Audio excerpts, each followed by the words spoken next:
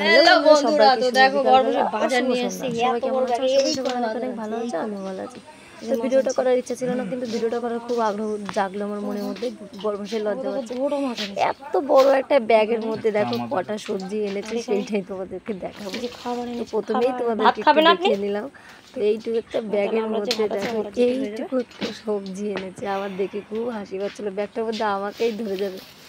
তো দেখো বাজার থেকে আম এনেছে, আলু এনেছে, লঙ্কা এনেছে, পটল এনেছে, উচ্ছে এনেছে, দুপদের মাছ এনেছে, স্যান্ডউইচ এনেছে, বেগুনি চপ এনেছে। তো আমি এতক্ষণ দোকানে ছিলাম, বড়মশাই বাজারে গিয়েছিলো, তো বাজার থেকে সবেমাত্র এলো। তারপরে আমি বাড়িতে এসেছি। বাড়িতে মোবাইলটা রেখে গিয়েছিলাম, ওর জন্য আর ভিডিও করতে পারিনি। তো বাড়িতে এসেছি, এখন ঘরটা ঝাড় দেবো, উঠানটা ঝাড় দেবো, তারপরে জামা কাপড় তুলবো, তারপরে লাগাবো সন্ধ্যা। তো চলো, এই দেখো বাজারটাও তোমাদেরকে আবার একবার দেখিয়ে দিলাম। উচ্ছে, আলু, আম, দুপদের মাছ, লঙ্কা, তারপরে ঝিঙে, খুশি আনাজ, স্যান্ডউইচ আর আলুর চপ এনেছে। তো চলো, আজকের মতো এইটুকুই বাজার করে এনেছে বড়মশাই। তো চলো, সন্ধ্যার সময় কী কী কাজ করি সেগুলো তোমাদের সাথে শেয়ার করব। তো তারপরে খুব গরম লেগেছে কাজ করে, আমার কাজ করার পরে আমি একটু প্রচুর ঘেমে গিয়েছিলাম, তাও আবার একটু ফ্যানের তলে গিয়ে বসবো। তো চলো, ফ্যানের নিচে গিয়ে একটু বসে থাকি, পরে করবো এই কাজগুলো। তো সব কাজই কমপ্লিট, বিছানা গোছানো, ঘর ঝাড় দেওয়া, উঠান ঝাড় দেওয়া, আর জলের বোতলগুলো এখন জল ভরতে বাকি আছে, আর সন্ধ্যা লাগানো বাকি আছে। তো প্রথমে সন্ধ্যাটাই লাগাবো। তো সন্ধ্যা এখনও লাগেনি, আরেকটু পরে লাগবে সন্ধ্যাটা। তো চলো, সন্ধ্যা লাগানো কমপ্লিট। আজকে ছিল শনিবার। তো দেখো, তার জন্য একটু ধূপ ধরিয়েছি। শনি মঙ্গলবারে না ধূপ ধরাতে ভালো হয়। তো ধূপ ধরানো কমপ্লিট, সন্ধ্যা লাগানো হয়ে গেছে।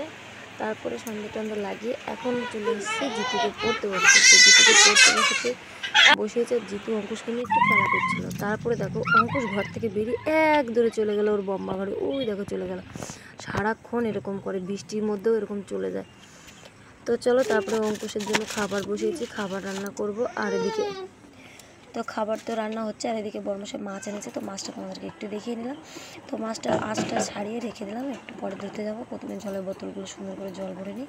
তো অনেকগুলো বোতল, সকাল থেকে এত সন্ধ্যা অবধি খাওয়া হয়েছে, একটা বোতলে এখন একটু জল নেই। তো সব বোতলে জল ভরা কমপ্লিট, অঙ্কুশের খাবার রান্নাও কমপ্লিট। এখন ভাত রান্না করবো, মাছ ভাজা করবো। তো চলো, মাছটাকে ধুয়ে নিয়ে আসি। আর এদিকে জল মাছ এনেছে, মাছের গন্ধ পেয়েছেন? কেমন করে ডাকছে? মেও মেও। কি হয়েছে? তুমি খাবে? দাঁড়াও, তোমার জন্য একটু প্যাটা এনেছে, দেবো। চলো মেওকে খেতে দেবো।